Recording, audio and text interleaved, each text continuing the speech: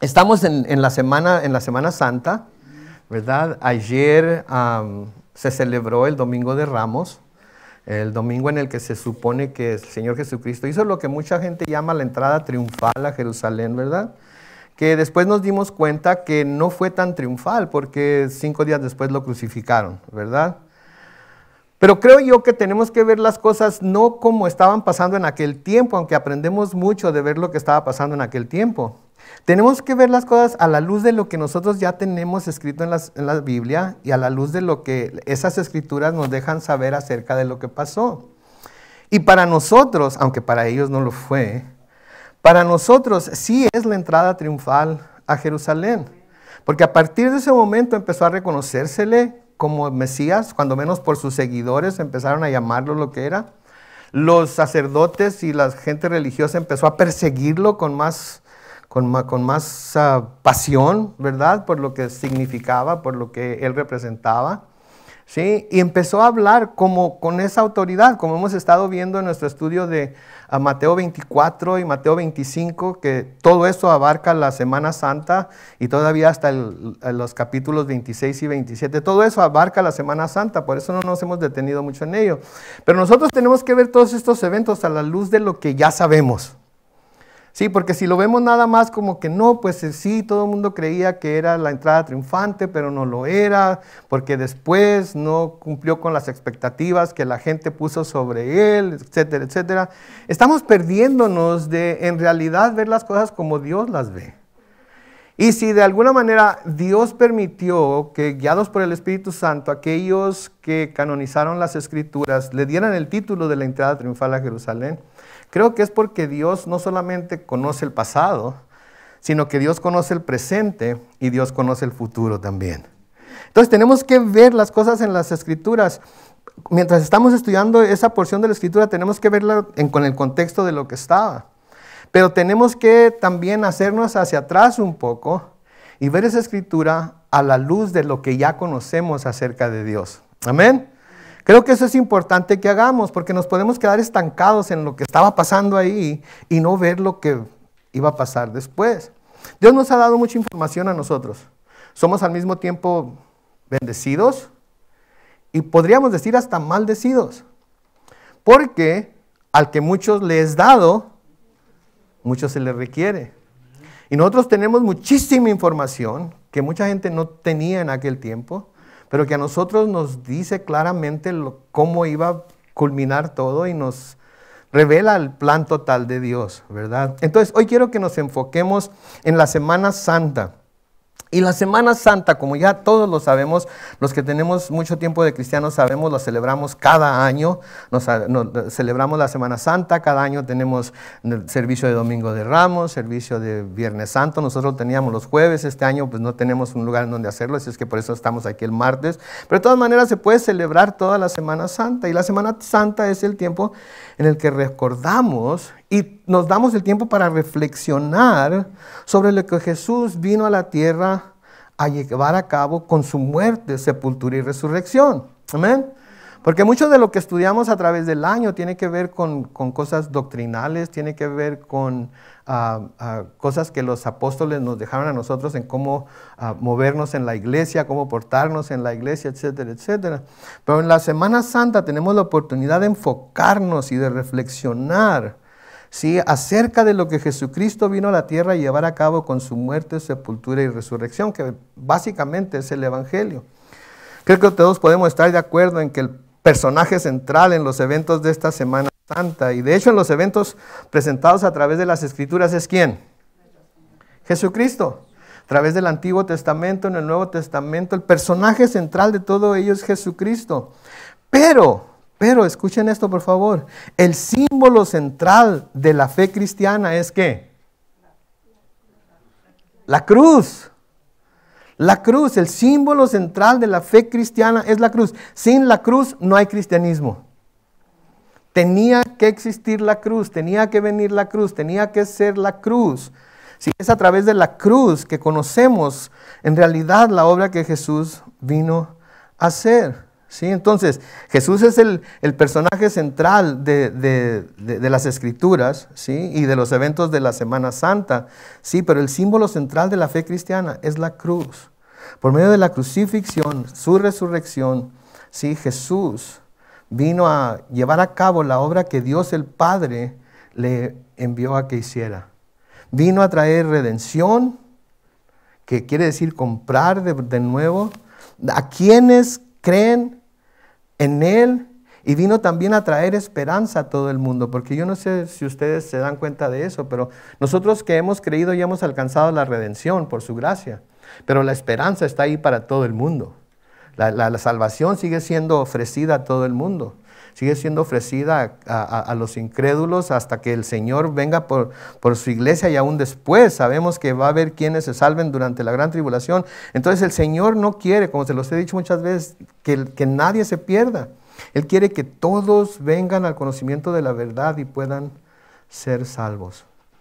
Ahora, la cruz ha sido identificada de nuevo como el símbolo de la fe cristiana, porque fue sobre esa cruz que la sangre de Cristo se derramó, y nosotros ahora, por esa sangre, podemos ser lavados y purificados y hechos aceptos a Dios.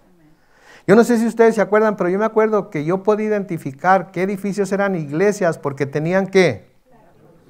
¿Se han dado cuenta que no hay muchas iglesias que tengan una cruz ya afuera o puestas en el techo? Nada de eso. La cruz es un símbolo de muerte, la cruz es un símbolo de ofensa. La cruz es un símbolo era un instrumento de muerte, ¿sí?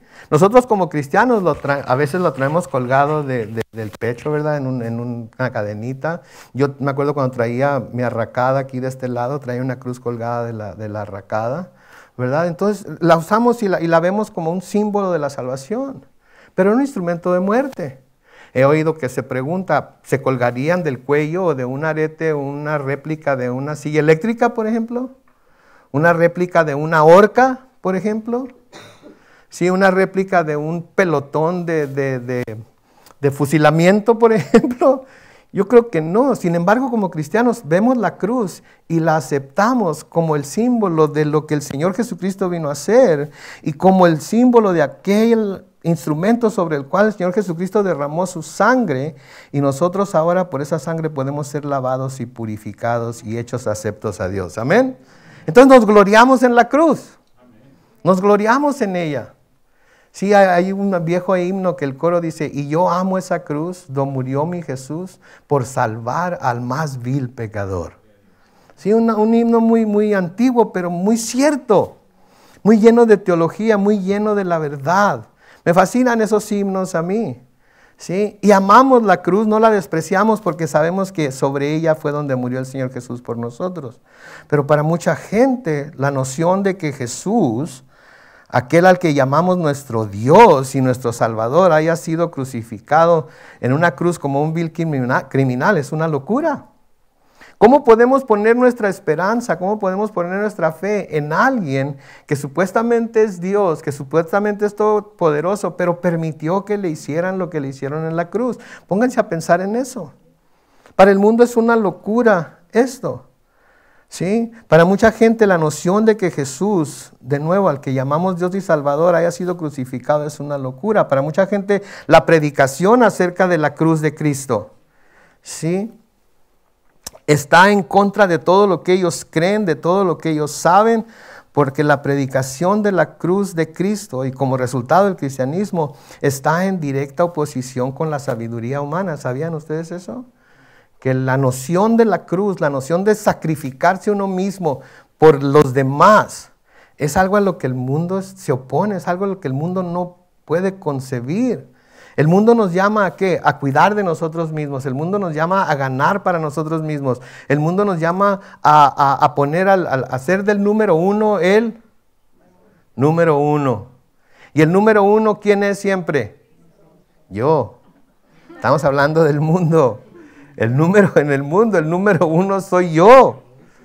Tengo que preocuparme por mí, porque si yo no me preocupo por mí, ¿quién se va a preocupar por mí? Entonces la noción de morir por alguien, la noción de sacrificarse por alguien es un concepto que para el mundo no le cabe en la cabeza. Pablo les escribe a los Corintios en 1 Corintios capítulo 1, los versículos 18 y 19. Noten, el mensaje de la cruz es ciertamente ¿qué? Una locura. ¿Para quiénes? Para los que se pierden, pero para los que se salvan, es decir, para nosotros es que, pues está escrito, destruiré la sabiduría de los sabios y desecharé la inteligencia de los inteligentes. Entonces imagínense, viene Pedro, viene Pablo, vienen los apóstoles a predicarles a los gentiles y a los judíos que hay una forma en la que pueden ser salvos de todos sus pecados, que pueden irse al cielo y tener vida eterna, y les preguntan, ¿cómo?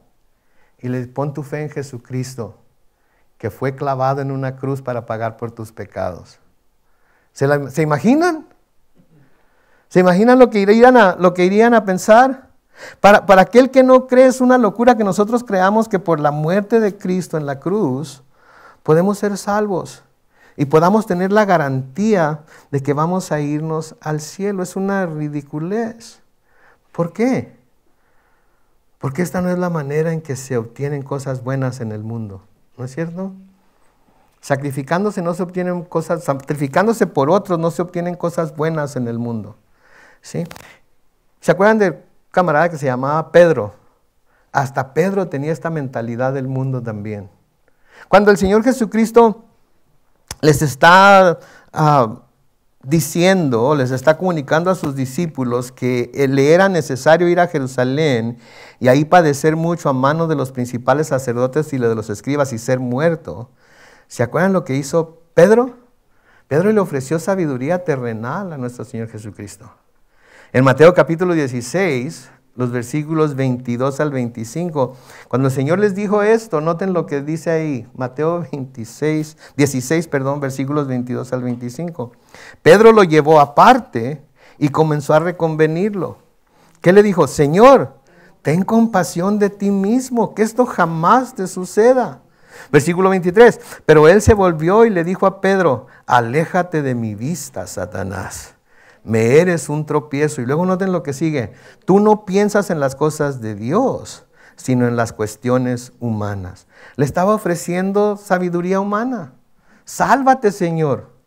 No dejes que te hagan eso. No dejes que te crucifiquen. No dejes que te maten. Tú eres Dios, tú eres el Mesías, tú eres Jesús. ¿Cómo vas a dejar que te pase eso? No puedes dejar que te pase eso. Sí, y luego noten lo que les dice el Señor Jesucristo a sus discípulos en el versículo 24. A sus discípulos, Jesús les dijo, si alguno quiere seguirme, niéguese a sí mismo, tome su cruz y sígame. Porque todo el que quiera salvar su vida, la perderá. Y todo el que pierda su vida por causa de mí, la hallará. ¿Quién quiere salvar su vida? Levante la mano. ¿Qué tiene que hacer para salvar su vida entonces? Perderla por causa de Cristo. No nada más perderla por causa, y perderla no quiere decir morir necesariamente físicamente, quiere decir hacer a un lado lo que yo quiero, lo que yo deseo, por servir al Señor y buscar complacerlo a Él y buscar hacer lo que Él me ha mandado o me ha dejado aquí en la tierra para que haga. Sí, de nuevo el versículo 25, todo el que quiera salvar su vida la perderá y todo el que pierda su vida por causa de mí la hallará. Entonces la muerte de Jesús sobre esa cruz trajo redención, trajo salvación a quienes ponen su fe y esperanza en Él y presentan una esperanza de salvación al incrédulo. Entonces todos los que estamos aquí, que hemos puesto nuestra esperanza y nuestra fe en el Señor Jesús, somos redimidos y somos salvos. Amén. Amén. Pero ahora estamos encargados de presentar esa misma esperanza de salvación al incrédulo. Sí, porque muchos incrédulos la única Biblia que van a leer es a nosotros. El único testimonio que van a recibir del poder para salvar de Jesús va a ser el testimonio que nosotros les demos. Hablado y con nuestra vida también. Sí, porque nosotros estuvimos en el mismo estado en el que ellos están y ahora hemos recibido vida nueva en Cristo. Ahora por la cruz de Cristo hemos recibido vida nueva y ahora tenemos las puertas del cielo abiertas a nosotros. Sí, Pablo les escribe a los colosenses en Colosenses 2, versículos 13 y 14. Noten, Colosenses 2, versículos 13 y 14. Antes ustedes estaban como muertos en sus pecados. ¿Cuántos estábamos conscientes de que estábamos muertos en nuestros pecados? Ni en cuenta, ¿verdad? Los practicábamos con felicidad, con gozo los practicábamos. Y ni cuenta nos dábamos que estábamos muertos en nuestros pecados. Aún no se habían despojado de su naturaleza pecaminosa. Pero ahora Dios les ha dado vida juntamente con Él, hablando de Jesucristo, y les ha perdonado todos sus pecados. Y luego noten lo que hace en el versículo 14. Ha anulado. ¿Qué quiere decir anulado? Ha quitado, hecho a un lado, ha anulado el acta de decretos que había contra nosotros y que nos era adversa, la quitó de en medio y ¿qué hizo con ella? La clavó en la cruz. Sí, ahora nosotros vemos en la cruz nada más el cuerpo de Jesucristo y vemos la cosa esa que pusieron encima, ¿verdad? INRI. Vemos lo que es lo único que vemos. ¿Saben qué quiere decir INRI? ¿No? No, quiere decir Iesus Nazarenus Rex Iudiam. Quiere decir Jesús Nazareno, el rey de los judíos. Eso es pero está escrito en latín. ¿Sí? Entonces eso es lo único que vemos. Pero espiritualmente el Señor tomó el acta de decretos que había contra nosotros, que era adversa a nosotros, la quitó de en medio y la clavó en la cruz. ¿Sí? Es como si tuviéramos una cita en la corte porque íbamos más recio que el límite de velocidad. Si tuviéramos una cita en la corte por alguna otra cosa que hayamos hecho. Y el juez saca el acta que se ha levantado contra nosotros y la empieza a leer. Y luego alguien que quiere hacernos un bien toma esa acta y dice, señor juez, yo estoy dispuesto a pagar por la multa de esta persona, y agarra el acta, la hace bolita y la echa a la basura. Eso fue lo que hizo el Señor Jesucristo al morir en la cruz por nosotros, con esa acta, con ese decreto que había en nuestra contra. Y lo hizo, se deshizo de ella. ¿En dónde? En la cruz. Sin la cruz entonces ninguno de nosotros podría ser salvo. Sin la cruz entonces ninguno de nosotros podría ser redimido. Sin la cruz ninguno de nosotros podría ser rescatado. ¿Sí? Tenía que existir la cruz. ¿Sí? Y podemos ver la cruz y verla desde el punto de vista de que ahí murió Jesús y lamentarnos y como en algunas religiones darnos golpes de pecho y decir mea culpa, ¿verdad? Pero nosotros lo que tenemos que ver es hacia lo que sucedió por medio de esa cruz. El Señor Jesucristo no solamente logró una victoria para sí mismo, sino que logró la victoria para nosotros también. Sí, Pedro escribe en 1 de Pedro capítulo 1, los versículos 18 al 21. Ustedes saben. Si no lo saben, hoy lo están sabiendo. Ustedes saben que fueron, ¿qué? Rescatados de una vida sin sentido, la cual heredaron de sus padres. Y que ese rescate no se pagó con cosas corruptibles como el oro y la plata. Versículo 19, sino con la sangre preciosa de Cristo, sin mancha y sin contaminación, como la de un cordero, que ya había sido destinado desde antes de que Dios creara el mundo, pero que se manifestó en estos últimos tiempos. ¿Por qué? Por amor a ustedes. Por Él, por Jesús. Ustedes creen en Dios, que fue quien lo resucitó de los muertos y lo ha glorificado, para que ustedes tengan puesta su fe y su esperanza en Dios. No en nada que nosotros podamos hacer, no en nada que nosotros hayamos hecho, no en nada que nosotros estemos haciendo, sino que nuestra esperanza y nuestra fe están puestas en Dios. ¿Sí? Eso es lo que estábamos cantando, ¿no es cierto? Él es nuestra roca fuerte, Él es nuestra roca firme. Sobre Él estamos parados, sobre Él estamos nosotros, en Él estamos nosotros confiando para nuestra salvación. Entonces, por medio de la cruz de Jesús, se quitó de en medio el decreto que Dios tenía contra nosotros, que sí existía, y lo clavó en la cruz. Y por medio de la cruz de Cristo también fuimos rescatados, y se pagó por ese rescate con la sangre preciosa del Hijo de Dios. Ahora, gracias a ello, nosotros hemos sido reconciliados con Dios. ¿Saben lo que quiere decir reconciliarse, verdad?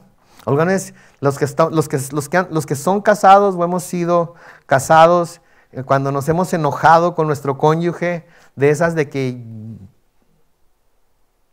no me hables, no me mires, vete lo más lejos posible que puedas de mí, no te quiero ver, no te quiero oír, no te quiero oler.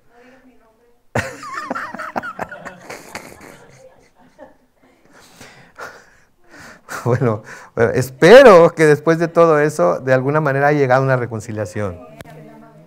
¿Se acuerdan lo dulce que fue esa reconciliación?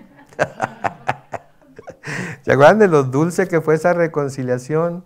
Oí un suspiro por ahí, se me hace que quieren reconciliación, así es que hermano, hermana, escucha a su marido o mujer y reconcíliese con él o ella.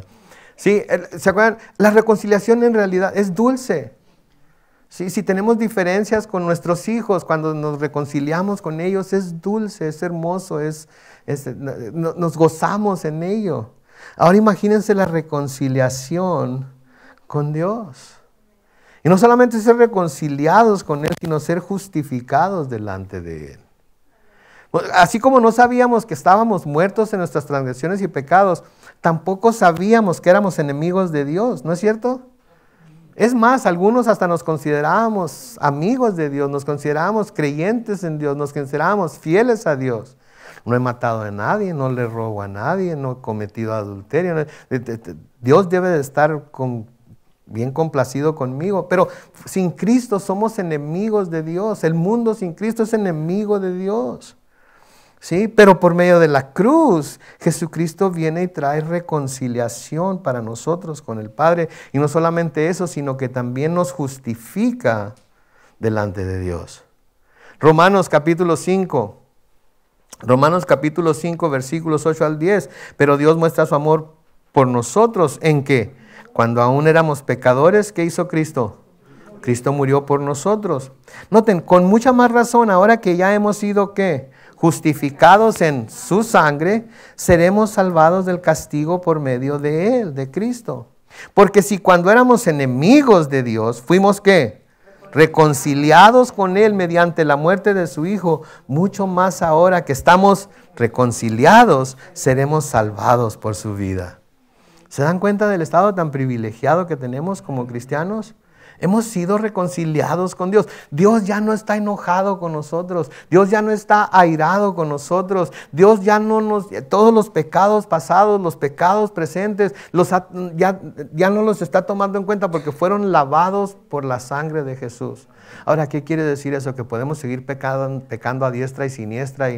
No, eso no es lo que quiere decir. Si eso es lo que creemos que quiere decir, entonces no estamos entendiendo la gracia de Dios.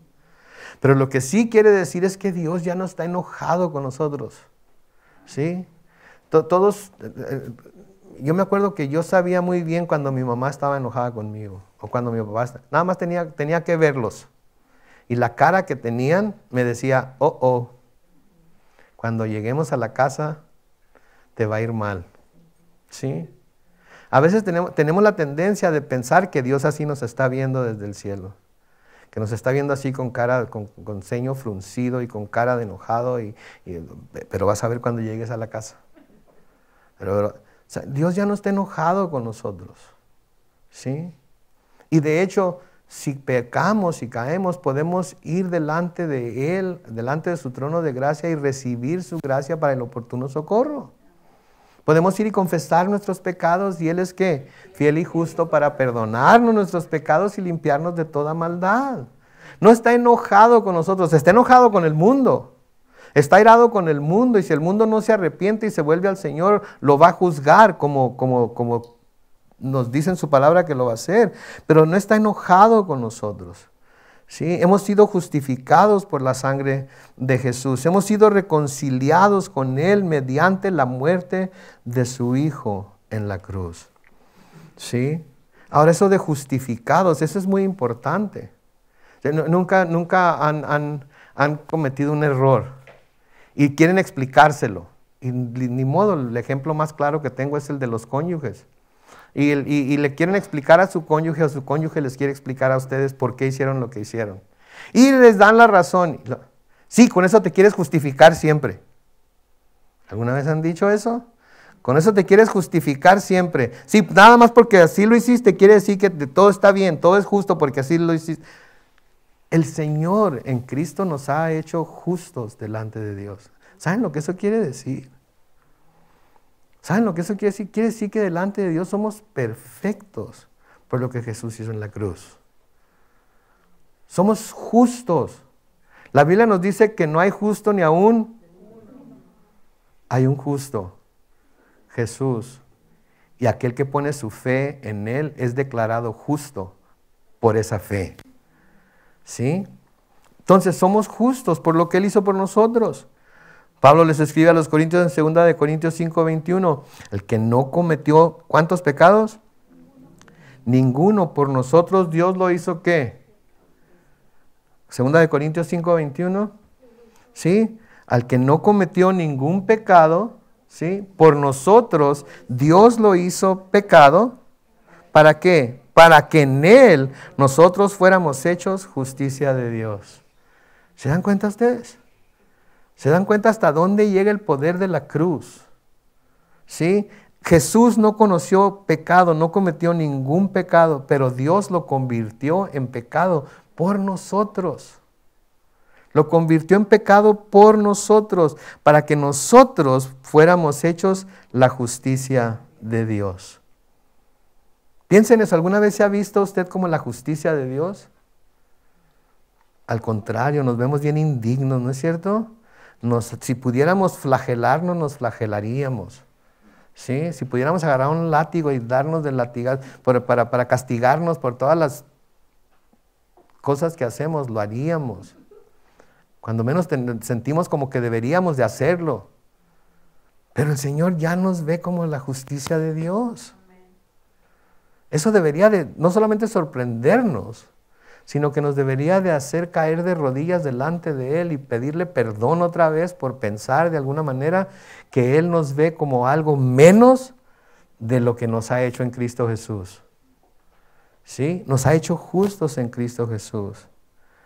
¿Sí? A los colosenses, Pablo les escribe en Colosenses 1, los versículos 18 al 23, Colosenses 1, 18 al 23. Él es la cabeza del cuerpo que es la iglesia. Él es el principio, el primogénito de entre los muertos, para tener ¿qué? Preeminencia en todo, porque el Padre le agradó que en Él habitara toda plenitud. Versículo 20, y por medio de Él reconciliar consigo, ¿cuántas cosas?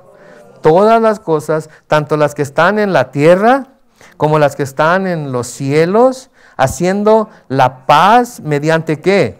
La sangre de su cruz. Versículo 21, y también ustedes que en otro tiempo eran extranjeros y enemigos, tanto en sus pensamientos como en sus acciones, ahora los ha reconciliado parcialmente, no, completamente en su cuerpo físico por medio de la muerte, para presentárselos a sí mismo, santos, sin mancha e irreprensibles, siempre y cuando en verdad permanezcan cimentados y firmes en la fe, inamovibles en la esperanza del Evangelio que han recibido, el cual se predica en toda la creación debajo del cielo, del cual yo, Pablo, he llegado a ser ministro. Entonces, se fijan, en la cruz somos reconciliados, en la cruz somos justificados. Esa fue la obra que Jesús vino a hacer en la cruz. Nosotros tenemos la tendencia, ay, pobrecito, murió en la cruz, etc. No, esos fueron los triunfos que Él logró por nosotros. Esos fueron los triunfos que comenzaron a darse en el momento que Él entró en Jerusalén sobre aquel pollino y fue declarado el Hijo de David, el que viene en el nombre del Señor. Entonces no podemos verlo nada más como se presenta en ese momento. Tenemos que verlo después de todo lo que hizo. Ahora, esto es muy importante, ¿ok? Esto es muy importante. La cruz destruye el poder de Satanás. ¿Escucharon eso? La cruz, mucha gente cree que Satanás es tan poderoso como Dios. Mucha gente cree que Satanás es el yin y Dios es el yang. Sí, los dos son igual de poderosos, nomás que uno es blanco y otro es negro, ¿verdad? Uno es Blue Demon y el otro es el santo. ¿verdad? Y no hay cosa más, no hay mentira más grande que el infierno quiere que creamos, como que Satanás todavía puede hacernos algo a nosotros como creyentes. Como que Satanás es igual de poderoso que Dios de alguna manera. No puede ser, porque la cruz destruye el poder de Satanás. Y lo que eso quiere decir es que Satanás es un ser derrotado que no tiene ningún poder sobre el creyente, ni poder para dañar al creyente tampoco. Ahora hay mucha gente que no cree eso, que no sabe eso. Sí, que cree que Satanás todavía puede de alguna manera hacerle algo. Y la palabra de Dios no nos dice eso. Sí, noten lo que el mismo Señor Jesucristo dice en Juan, capítulo 12, los versículos 31 al 33. Ahora es el juicio de este mundo. Y ahora será expulsado, ¿quién? ¿Quién es el príncipe de este mundo? Lo que el Señor Jesucristo está diciendo aquí, que cuando Él muriera, Satanás iba a ser quitado del medio. ¿Sí? Ahora Satanás, para tratar de dañar a algún creyente, tiene que pedirle permiso a Dios. ¿Sí? Ahora, Satanás tiene rienda suelta sobre el incrédulo, no me malentiendan. No quiere decir que Satanás no pueda hacer de las suyas entre los incrédulos, pero no así entre los creyentes. Lo que quiere decir aquí cuando dice que será expulsado, quiere decir que le será quitado su poder sobre quienes pongan su fe y esperanza en el sacrificio de Cristo sobre la cruz. Noten el versículo 32 de Juan 12, Juan 12, 32. Y cuando yo sea levantado de la tierra, que quiere decir crucificado, atraeré a todos a mí mismo. Versículo 33 dice, con esto Jesús daba a entender de qué muerte iba a morir. Y la muerte en la que iba a morir iba a ser en la cruz. ¿Sí? Y cuando se clavaba en la cruz, la persona después era ¿qué? Levantada y puesta en alto para que todos lo vieran. El mismo Señor Jesucristo habla de esto cuando les dijo a sus discípulos que como Moisés había levantado la serpiente en el desierto, así también Él iba a ser levantado y todos los que se volvieran a Él iban a ser salvos. Entonces la cruz destruye el poder de Satanás. Satanás está derrotado. Dígalo junto conmigo, Satanás está derrotado. Otra vez, Satanás está derrotado. De nuevo, eso no quiere decir que Satanás no pueda usar incrédulos y no pueda usar cosas en el mundo para tratar de hacernos caer, pero sobre nosotros no tiene ningún poder. Podemos resistirlo, porque la palabra de Dios nos dice que lo resistamos, pero al resistirlo no quiere decir que nos agarremos a trompos con él, porque ¿sabe qué? Aun cuando está derrotado es poderoso. Lo que está diciendo con resistirlo quiere decir, Satanás nos va a presentar con tentaciones, ¿sí? Y nosotros tenemos la habilidad en Cristo Jesús, por el poder del Espíritu, de decir no. Si nosotros caemos, ¿es porque no tenemos el poder o porque queremos? Ok, qué bueno que lo entiendan. A ver si ya dejan de echarle la culpa al pobre diablo. No, pobre diablo, ya está derrotado. Pero mucha gente, el diablo me hizo que le hiciera, el diablo esto y el diablo para acá y el diablo para allá. ¿Sí? Y el diablo tiene la culpa de todo, ¿no es cierto? Y todos, imagínense si todos dijéramos, el diablo me hizo hacer eso. Quiere decir que el diablo puede influenciarnos a todos. El diablo no puede estar más que en un lugar a la vez. No es omnisciente, no es omnipresente, no es omnipotente. Es un ser derrotado. ¿Sí? En Hebreos capítulo 2. Versículos 14 y 15, Hebreos capítulo 2, versículos 14 y 15. Así como los hijos eran de carne y hueso, también Él, hablando de Jesús, era de carne y hueso, para que por medio de la muerte destruyera al que tenía el dominio sobre la muerte. Es decir, ¿a quién? ¿Que destruyera a quién? ¿Que destruyera a quién? Quiero que se graben bien eso. Quiero que estén completamente... Jesucristo en la cruz destruyó al diablo. Destruyó al diablo. Versículo 15. Y de esa manera, al destruir al diablo, librara a todos los que, por temor a la muerte, toda su vida habían estado sometidos a esclavitud.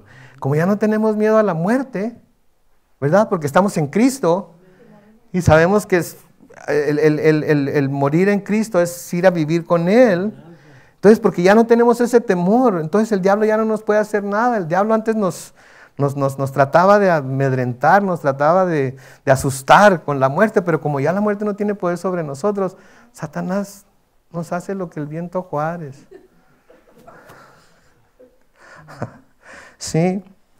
Pedro hablando de Cristo, noten en primera de Pedro 3:22, recuerden, aquí está hablando de Cristo, dice, ¿quién subió al cielo y está ¿dónde?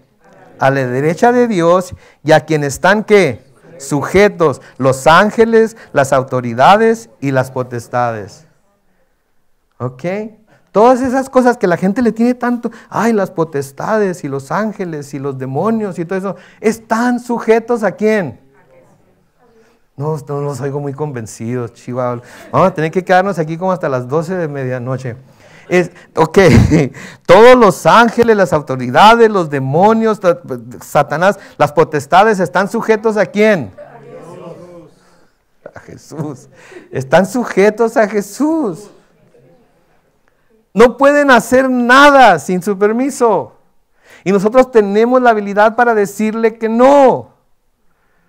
Y nunca pensemos que Satanás habla a nuestra mente, ¿ok? Nunca pensemos que Satanás habla a nuestro corazón.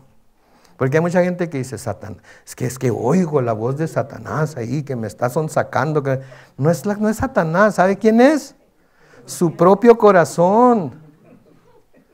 No le eche la culpa. Satanás no puede leer nuestra mente ni poner pensamientos en nuestra mente. No tiene ese poder. Eso es lo que hay dentro de nosotros. Por eso necesitamos a Jesucristo. ¿Sí? No es Satanás. Esa la caricatura del angelito y del diablito y de todo eso, son solo eso, caricaturas. ¿Ok? Y a veces le damos más creencia a las caricaturas que lo que la palabra de Dios dice. Recuerden, todas las autoridades, los ángeles y potestades están sujetas a Cristo. ¿Sí? Porque en la cruz destruyó todas esas cosas. Se sometió a todas esas cosas. En Colosenses capítulo 2, noten, en Colosenses capítulo 2, los versículos 13 al 15, Colosenses 2, 13 al 15, antes de Cristo, ustedes estaban, ¿qué? Ya lo leímos, pero lo vamos a leer otra vez. Antes ustedes estaban, ¿qué? Muertos en sus pecados, aún no se habían despojado de tu naturaleza pecaminosa, pero ahora Dios les ha dado vida juntamente con Él, con Jesús, y les ha perdonado todos sus pecados. Ha anulado el acta de los decretos que había contra nosotros y que nos era adversa, la quitó de en medio y la clavó en la cruz. Escuchen, lean el versículo 15, todos juntos. Desarmó además a los poderes y las potestades y los exhibió públicamente al triunfar sobre ellos en la cruz. Amén. ¿Se dan cuenta ustedes de eso? No hay nada que... Ya triunfó sobre ellos en la cruz. Él tiene total poder sobre ellos. Por eso la cruz es tan importante para el creyente. Por eso debemos ver más allá del Jesucristo clavado, desnudo, azotado, que lo fue por todos nosotros, pero que ahora está sentado a la diestra del Padre intercediendo por nosotros. ¿Sí? Los exhibió, noten, públicamente al triunfar sobre ellos en la cruz. Ahora hasta aquí todo está bien suave, ¿verdad? Ok, aquí va a cambiar un poco la cosa. Pero presten atención porque es igual de importante que todo lo demás. Porque todo lo demás se trata de pura victoria, de limpieza, de redención, de reconciliación, etcétera. Poder sobre Satanás, etcétera. Todo eso, ¿verdad? Pero no termina la cosa ahí. Porque escuchen esto y no cierren sus oídos, ¿ok? Y así como dijeron amén con todo lo de Satanás y todo lo demás, espero que puedan decir amén a esto también. La cruz de Cristo, ese instrumento de muerte donde Él fue clavado, en donde entregó su vida, derramó su sangre y dijo, consumado es. Esa cruz es el símbolo del verdadero discipulado.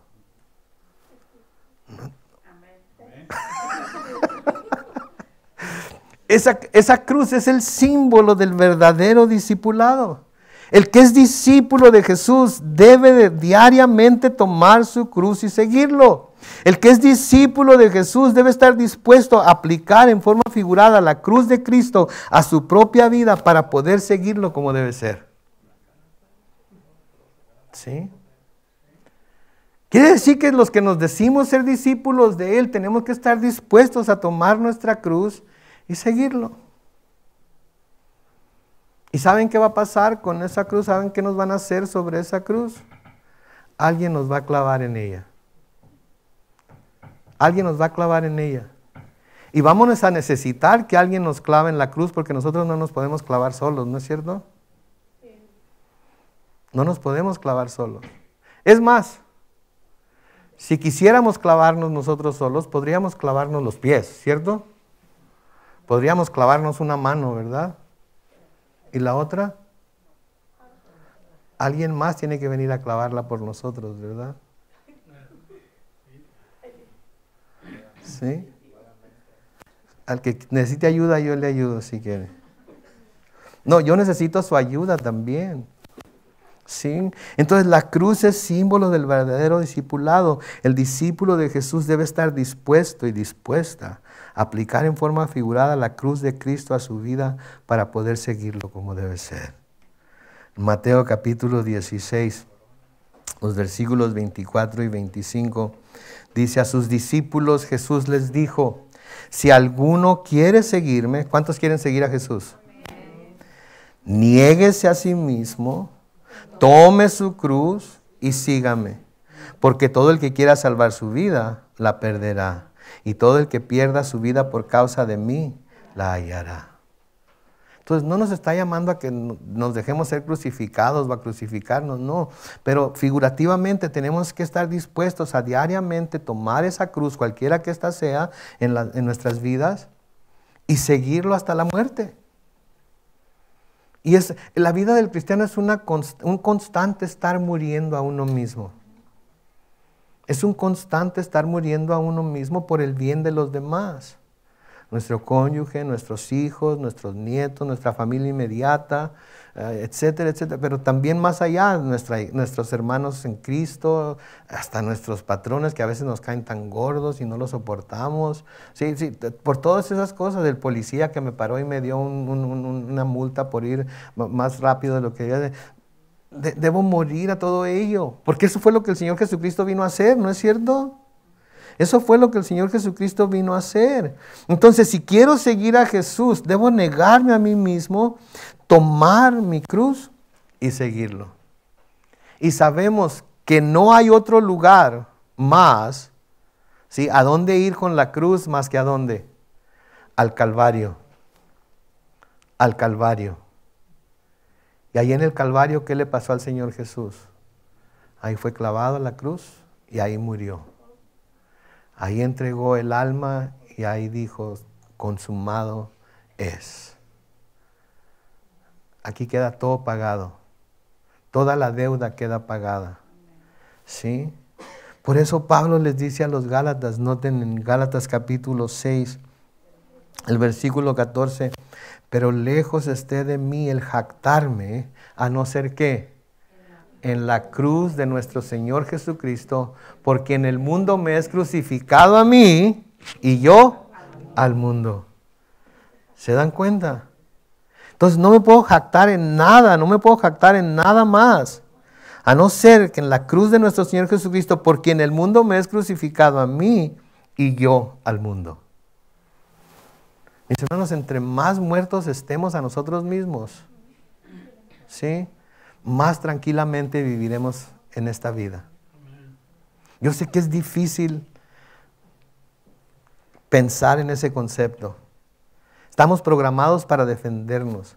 Estamos programados tenemos un mecanismo de autodefensa que entra, pero sí rápido, cuando estamos sintiendo que se nos está haciendo daño. ¿No es cierto? Estaba platicando con mis hermanas hace rato que debemos de presentarnos nosotros mismos como sacrificios vivos delante del Señor Jesucristo, ¿verdad?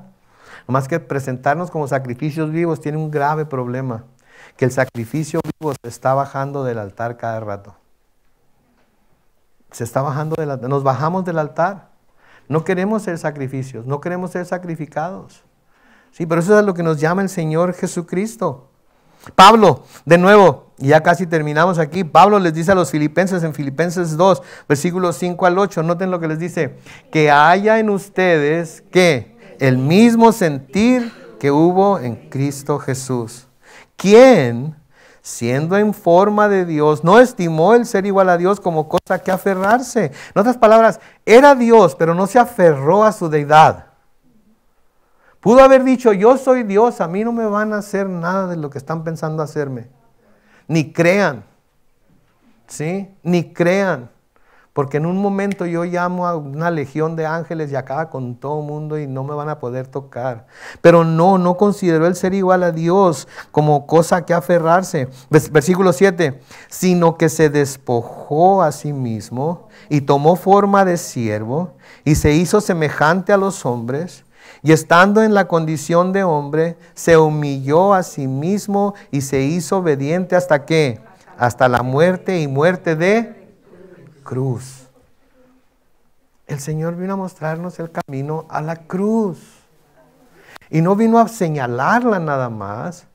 Vino a acostarse sobre ella y dejar que otros lo clavaran a esa cruz, para que pudiéramos tener todos los éxitos y triunfos de los cuales estuvimos hablando anteriormente. ¿Sí? Pero no se quedó ahí en la cruz, ¿verdad? Porque este próximo domingo vamos a celebrar la resurrección de nuestro Señor Jesucristo, ¿verdad? Y sabemos que Él vive, ¿verdad? Sabemos que está vivo, ¿sí? Entonces se humilló hasta la muerte y muerte de cruz. Pero luego noten los siguientes versículos en Filipenses 2, 9 al 11. Por lo cual, por lo que hizo en la cruz, Dios también, ¿qué hizo? Lo exaltó hasta lo sumo y le dio un nombre que es sobre todo nombre, para que en el nombre de Jesús se doble toda rodilla de los que están en los cielos, en la tierra y debajo de la tierra, y toda lengua confiese que Jesucristo es el Señor, para gloria de Dios el Padre. ¿Se fijan? Entonces, por eso se le llama la entrada triunfal, porque cuando entró a Jerusalén se desataron todos los eventos que finalmente llevaron hasta este momento. ¿Sí? Y a la luz de lo que las Escrituras nos dicen de principio a fin, podemos gozarnos en que sí fue efectivamente la entrada triunfal de Jesús en Jerusalén, porque ahí se empezó a desatar todos los eventos en cadena que llevaron a este punto. Y que nos han dado a nosotros la habilidad para poner nuestra fe en Él, confiar en Él y tener todo lo que ya mencionamos antes en este estudio. ¿Sí? Él es el único. Él es el poderoso. No hay quien se le compare. No hay quien pueda ser mayor que Él. No hay quien pueda ser más que Él. En Él lo tenemos todo. Grupo de lectura, ¿estamos qué? Estamos completos en Cristo. No necesitamos absolutamente nada. Él lo ha hecho todo. Amén. Oremos. Padre Celestial, te damos gracias, Señor, por tu palabra. Bendecimos tu nombre, oh Dios, por lo que hiciste, Señor, con tu Hijo, en tu Hijo, a través de la cruz. Señor, nos volvemos a ti en esta noche y te damos, Señor, toda la honra, toda la gloria, porque solo tú la mereces. Gracias, Padre Santo, porque eres bueno y para siempre es tu misericordia. Gracias, Señor, por esta semana en la cual repasamos, estudiamos, vemos la historia desde la entrada triunfal de Jesús a Jerusalén hasta su juicio, su crucifixión, su muerte, su sepultura y finalmente su resurrección de entre los muertos, Señor. Ayúdanos a verlo como el Dios y Rey victorioso que es en realidad. Ayúdanos, Señor, a tener una visión más clara de Él por todo lo que hemos visto aquí esta noche, Señor. Y ayúdanos, Padre Santo, a poder poner toda nuestra confianza en Él, pues solo Él puede llevar a cabo la obra que nosotros necesitamos que lleve en cada uno de nosotros. Señor, ayúdanos por el poder de tu Espíritu a diariamente tomar nuestra cruz y seguirte, sabiendo que en ti tenemos la victoria ya. No vamos a luchar para obtener la victoria, vamos a luchar porque ya tenemos la victoria y por el poder de tu Espíritu podemos llevar a cabo todo lo que tu palabra nos dice que podemos llevar a cabo. Así es que, Señor, hoy nosotros te declaramos como nuestro Señor, te decimos que confiamos en ti, la obra de tu Hijo Jesús terminada en la cruz, y nos gozamos en ello, y lo hacemos todo en el nombre glorioso de Cristo Jesús. Y todos decimos, amén y amén.